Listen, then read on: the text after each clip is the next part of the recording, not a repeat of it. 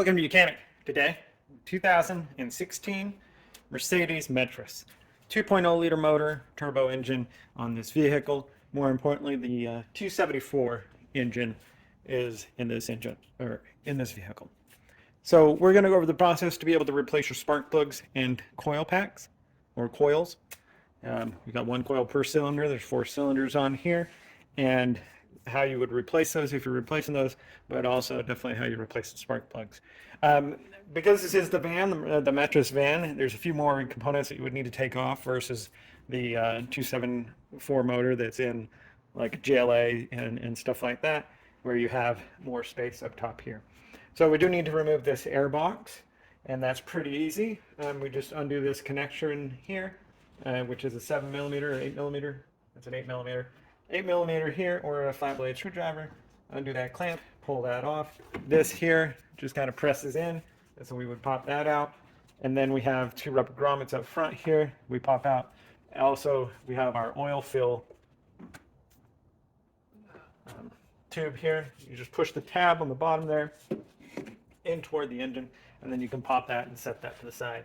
And then you need to pull this up to release it from the grommets.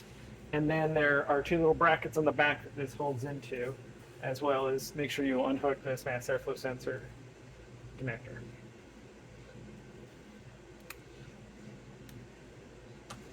Yep. And then we set that aside, and now we can pull this out. And this right here locks onto these little grommets here.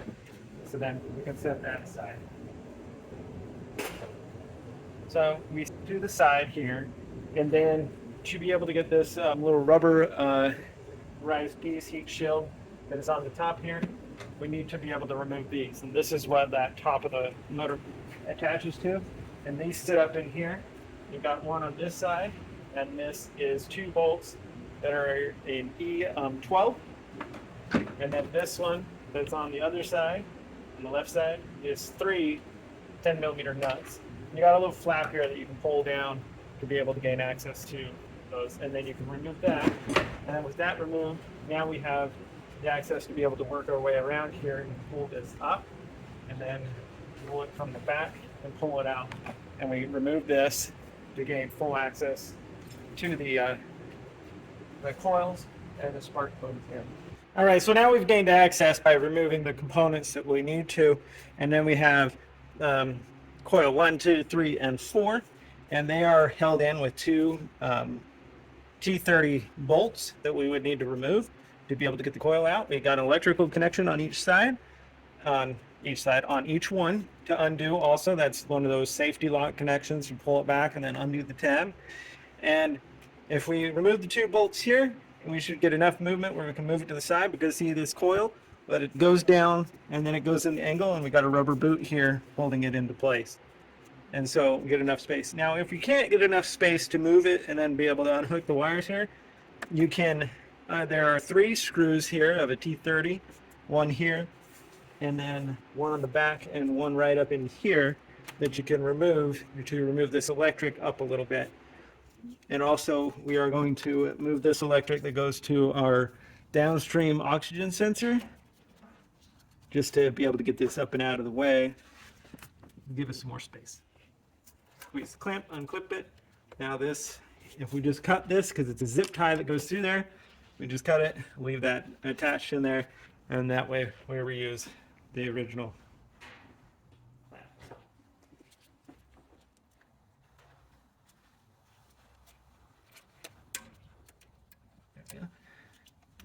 Cut that zip tie to be able to get this, just so this is up and out of the way when we go to remove cylinder coil number 4. Now, just go through the process with our T30 to remove the coils. However you want to do it, if you want to do them all at the same time and work your way back, or one each individual and then keep on working. It's however you like to do it. I'm going to remove all of these, and then we'll come back.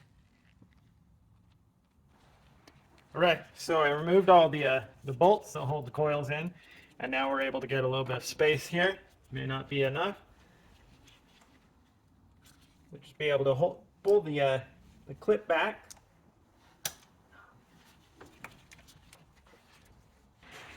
Once you pull the clip back, then you just press on it, and that's able to unlock it. Or just take your pick tool, if you're using that, and just get access from behind there. And now pulling up the boot there to be able to unhook this. We're always doing a good visual here to see if there's anything damaged with this, and if we need to replace it. This one doesn't look too bad if we're replacing the coils. And if you're just replacing spark plugs, that's what we check that to make sure. So I'm gonna repeat the process, keep them in the order so that we can put them back in the same order that they came out. Now, of course, if you're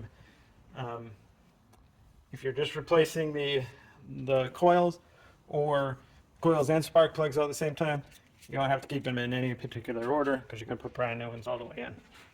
But it doesn't hurt to keep them in the order, so that if you were having an issue, you would know whether it's still an issue with the same cylinder, and then maybe it was just the coil and not a spark plug. All right, so I'm going to continue and get the rest of these out. These are going to get a little tighter on the back, where we may need to remove the 3 screws that hold this electric wiring down to just give us some extra freedom, but we'll see. All right, so we've removed all the coils, and now we'll go ahead and undo the spark plugs and get those out. You're going to want a 14 millimeter, and you're going to want to have it to be kind of a thin wall to be able to get in there. And these are fairly deep.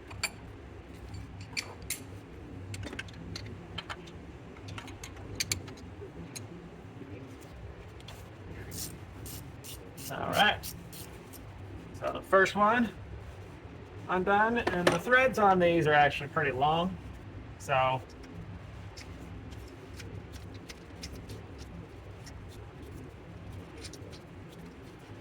we're going to pull these out. First, I'm going to undo them all the way. My hand here.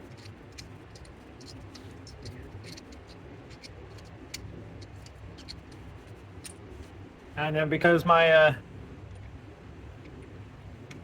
my socket here doesn't have the magnet or anything on it, I have this old rubber boot off of another one to reuse to check here.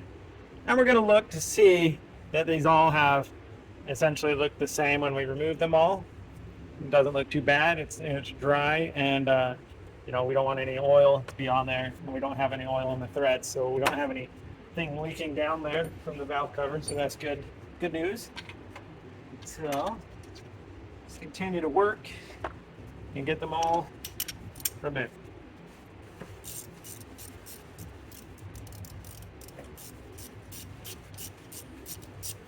And if everything was according to plan, you shouldn't be in here. You only torque them down to 18 foot-pounds, so they're not going to be in here very tight. And it's just tight enough to crush that. The crush washer is all you're doing on that.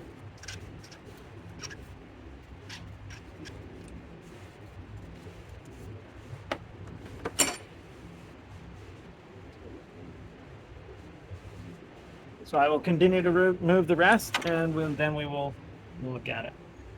See, this one's still dry, looks about the same as the other one, so that's good news. So here's our 4 spark plugs that came out. Everything looks like a pretty good even burn through them all, and so that's pretty good. And so now we're ready to put in our new ones. So here's our new spark plugs to be put in. One thing they come preset with the proper gap for this particular engine, and then we'll be able to drop them in and torque them down to spec. It's got this this coating. If it was black, maybe you would put some anti-seize, but this is already built with an anti-seize kind of into the metal there, so we don't do that, because if you do, you'll actually over torque them because it's already got its own. So we need to put them in there. And whether you drop them down, but we don't want to drop these down there and bend or mess our gap up. So I'm just using this old boot here to hold it, to be able to get it down in there and just lower it in, and then being able to start the spark plug, and then just do that to all four, and then hand tighten these in there just until they seat down, and then come back with torque wrench and torque them all to 18 foot-pounds.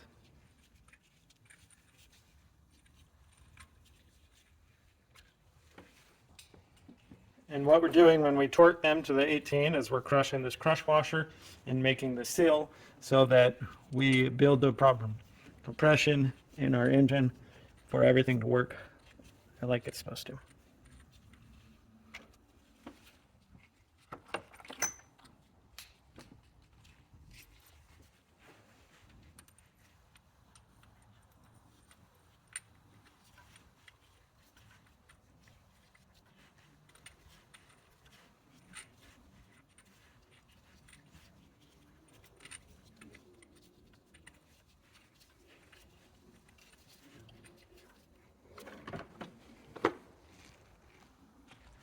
All right, finishing up, bringing these all to a hand tight.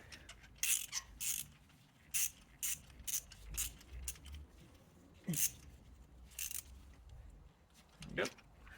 And now, we'll come back with our torque wrench, set it to 18 foot-pounds, and then just be able to torque them down. There we go. This is a clicker style. You might have a different type of torque wrench. Either way, you just bring them to torque. Go.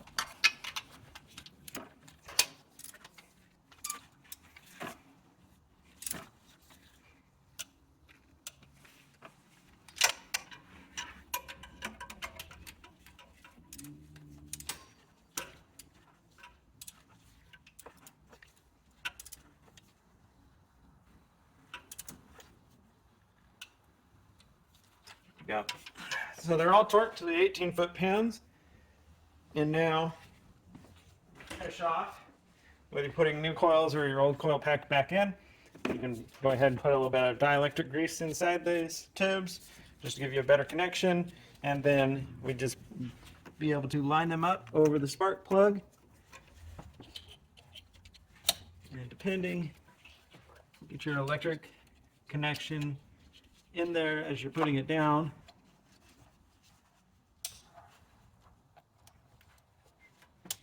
So that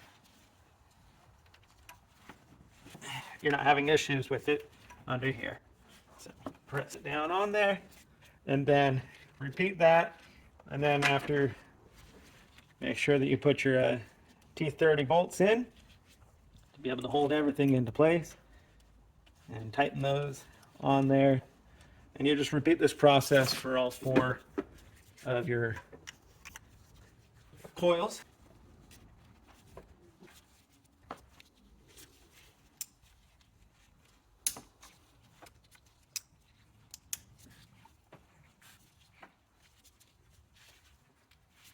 All right, so just gonna go ahead and put all the T40s or the T30s back in.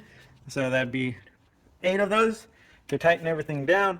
And then do make sure you put your, if you remove this, make sure you reconnect your oxygen sensor connector, and then you can put your cover piece back on here, put your air intake back on, and that would be how you would replace your coils and spark plugs on this 2.0 liter motor, and more importantly, the 274 engine by Mercedes in this Mercedes Metris of a 2016.